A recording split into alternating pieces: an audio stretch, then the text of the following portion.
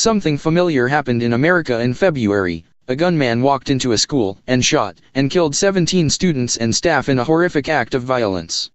But then something unfamiliar happened. State legislators, inspired by a movement led by the student survivors of that mass shooting in Parkland, FLA, started passing legislation to restrict gun access. This was a year of unparalleled success for the gun control movement in the United States. States across the country, including 14 with Republican governors, enacted 50 new laws restricting access to guns, ranging from banning bump stocks to allowing authorities to temporarily disarm potentially violent people. Legislators are starting to realize that mass shootings can happen in their state anytime, said Allison Anderman, the managing attorney at the Giffords Law Center, a gun control organization founded by former U.S. Representative Gabby Giffords, the Arizona Democrat who survived a shooting in 2011. And they don't want to be in a position that this kind of thing can happen in their state at all. State lawmakers still managed to expand gun access with at least 10 new laws in 7 states. These measures, from allowing guns in K-12 schools to bolstering stand-your-ground laws, continued to carry weight in certain parts of the country, even as the gun control movement steadily gained steam elsewhere.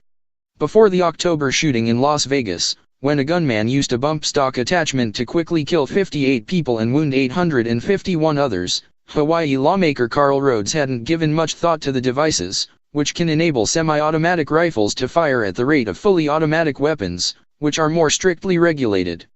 But after the deadliest mass shooting in modern U.S. history, the Democratic state representative crafted legislation to make bump stocks illegal. The bill passed in a unanimous vote, and Democratic Governor David Ige signed it in July. It was just obvious to everybody, Rhodes said. Hunters don't use them. It's a mass murder improvement tool. Riding the wave of political will inspired by Parkland and feeling revolted by the mayhem of Las Vegas, 10 states in the past year have banned bump stocks. But Evan Hughes, the vice president of NRA Foundation projects at the Vermont Federation of Sportsmen's Clubs, a gun rights group, said these bans are unenforceable and will do nothing to deter violent crime. Vermont was one of the states that passed a bump stock ban this year.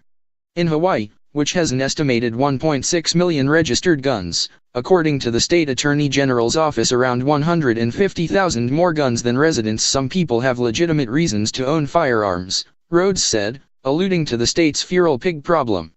But, he said, there's still a desire to pass gun safety measures. Hawaii has some of the strictest gun laws and fewest gun deaths in the country, according to the National Center for Health Statistics. For us, it's taking away the final loopholes, Rhodes said.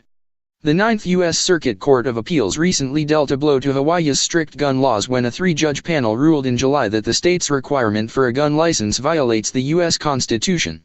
The state, however, may appeal the decision to the U.S. Supreme Court.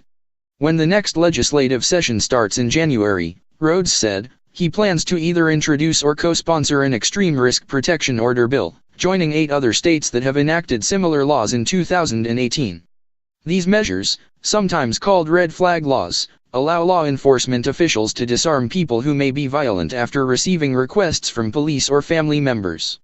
Vermont, which until this year had some of the loosest gun laws in the country, passed several measures to tighten its laws, including a ban on guns in K-12 schools, a red flag law, and a law that expands background checks and bans high-capacity magazines. Republican Governor Phil Scott drew heated backlash from the state's gun owners for signing the bills, as some protesters called him a traitor. Colorado may soon move on this issue. Disturbed by the recent shooting of a sheriff's deputy, a bipartisan group of elected officials in the Centennial State want to renew a debate over the extreme risk protection order laws. Police say the man who killed the sheriff's deputy had a history of troubled mental health. Before this year, 5 states had red flag statutes, but the National Rifle Association is still working behind the scenes in state legislatures to defeat this legislation. 3 bills remain under consideration this year in Michigan, Ohio, and Pennsylvania. The NRA did not respond to repeated attempts for comment. In Michigan, for example, Republican Governor Rick Snyder suggested a red flag law was worth studying after a double homicide at Central Michigan University this spring. Some fellow Republicans, though, worried about the due process rights of gun owners who may have their firearms unjustly stripped. The bill hasn't moved through the legislature since being introduced in June. Gun control advocates also found success in 6 states expanding background checks, in 5 states tightening concealed carry laws, in 9 states preventing domestic abusers from owning guns, in 8 states providing funding for urban gun violence reduction programs, and in 2 states banning large-capacity magazines, according to a count by the Giffords Law Center. Mass shootings are common in this country. According to the Gun Violence Archive, an oft-cited nonprofit that tracks shootings, there have been more than 200 mass shootings in the first 7 months this year. Mass shootings are defined as attacks where there are 4 or more fatal and non-fatal injuries, not including the shooter. Appalling shootings involving students aren't new either. There have been more than 260 school shootings since the national consciousness was shaken in 2012 when 20 first graders and 6 school staff were slaughtered in Newtown, Connecticut, Gun Violence Archive data show. But when the words, "Enough is enough," rang out from the students of Marjorie Stoneman Douglas High School, all of them members of the mass shooting generation, the millions born after Columbine in 1999, who practiced code red drills at school their entire lives, lawmakers started listening. We are the generation that's had to be trapped in closets, waiting for police to come or waiting for a shooter to walk into our door, Parkland survivor Alex Wind told 60 Minutes in March. We are the people that know what it's like firsthand. In the moments after the shooting, they spoke up on national television to express their anger. They pressed Marco Rubio and Bill Nelson, their Republican and Democratic U.S. senators, in a CNN town hall. They organized protests at state capitals to push lawmakers to pass gun control measures, and in March organized a rally, the March for Our Lives, where hundreds of thousands of people in Washington and at more than 800 partner rallies across the country demanded action from their elected officials. And all the while, they remained active on social media, battling lawmakers and pundits who didn't support their cause. It's one of the reasons why Florida in March enacted a law that expanded background checks, banned bump stocks, allowed local authorities to temporarily restrict access for red flag gun owners, and added a 3-day waiting period to purchase a handgun. The bill was signed by Republican Governor Rick Scott, who is an ardent gun rights advocate. Not everyone, however, gives the Parkland students credit for the new gun control laws.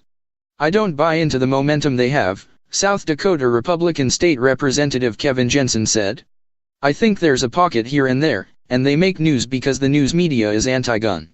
The last widespread success at enacting laws to curb gun violence came in 1994, when the federal assault rifle ban passed, said Richard Aborn, who at the time led the Brady campaign to prevent gun violence, one of the loudest voices during that debate. Since then, he said, there hasn't been national momentum for more gun control legislation. A Pew Research Center poll in 1993 showed that 57% of Americans thought controlling gun ownership should be a priority in the United States over protecting gun rights. The Pew Charitable Trusts funds both the Pew Research Center and State Line. But in the past decade, the views of Americans shifted. 2 years after the Newtown massacre, 52% of Americans said it was more important to support gun rights, while just 46% prioritized restricting gun ownership, according to a Pew poll. President Barack Obama tried and failed to persuade Congress to pass comprehensive background checks or another ban on assault rifles and high-capacity magazines. It's been nearly 6 years since Newtown, and most of the hundreds of state gun laws enacted in that time have expanded, rather than restricted, access to firearms. But, now, there's a change in the gun debate, said Aborn, who is the president of the Citizens Crime Commission of New York City, a criminal justice nonprofit that advocates for gun violence prevention.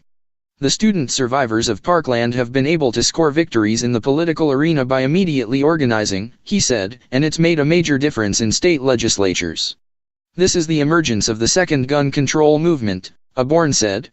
This is the cumulative effect of all of the shootings since Newtown.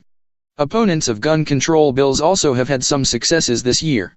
South Dakota's Jensen, who thinks his state gun laws could be eased up a little bit, co-sponsored a new law this year that authorizes non-public schools and houses of worship to allow firearms on premises.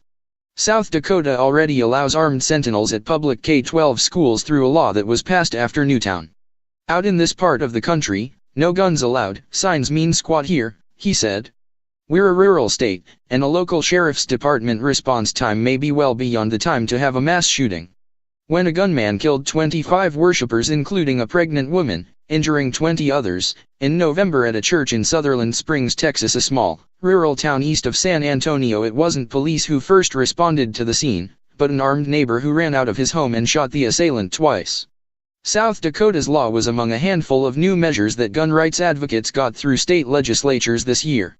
In Florida, the governor signed a law that allows K-12 school personnel to carry a firearm with authorization from a school district, while lawmakers in Idaho and Wyoming expanded stand-your-ground provisions.